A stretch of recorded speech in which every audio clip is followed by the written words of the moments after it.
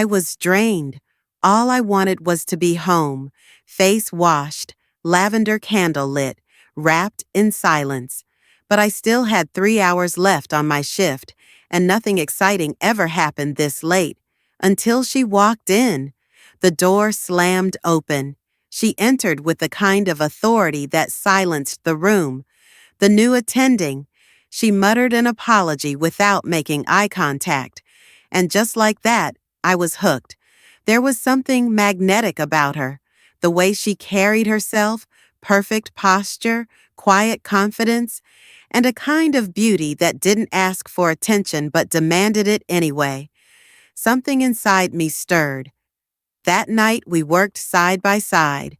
We barely spoke beyond clinical necessities, but every time our eyes met, it felt electric.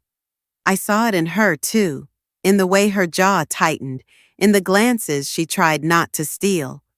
The next evening, I found her alone in the cafeteria, a tablet idle on the table as she stared into nothing. I walked over before I could talk myself out of it. She looked up and said, "I thought you'd be avoiding me after last night." "Why would I?" She hesitated, "Because I felt something I wasn't supposed to feel. And I think you saw it." I didn't respond.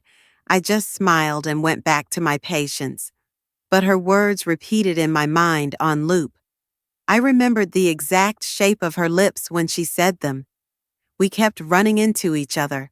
More than coincidence. Late-night texts, shared spa appointments, glances that stopped pretending. Then one night in the hospital parking lot, I made a dumb joke about surviving another shift. She cut me off with a kiss, firm, unapologetic, the kind of kiss that happens when you've been holding back for too long. But the kiss wasn't the problem. What came after was, "I'm engaged," she whispered. I froze. "What?" "I was going to tell you, I swear, before the kiss." She stumbled over her words. "We've been together for years. It's not even a relationship anymore, just habit. But I kept lying to you, and I can't anymore." I didn't say a word, just walked away.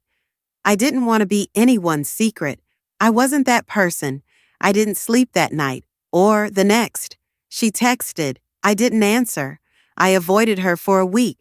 Then, on a rainy Tuesday, she showed up at my apartment. No text, no warning, just her at my door. "I broke up with her," she said, voice steady. "Why?" "Because kissing you, it's the only thing that's felt real to me in years." I wanted to scream, to hold her, to slam the door, to forgive her, all at once. "You should have told me sooner," I said softly. "I know, I don't expect forgiveness right away. But if you still feel anything, I'll wait." She turned to leave. I stopped her, pulled her back, kissed her like I'd been waiting my whole life to. There was no guilt in that kiss, only truth and aching desire. Now, we still cross paths in the same hospital halls. But everything's different. We're not hiding.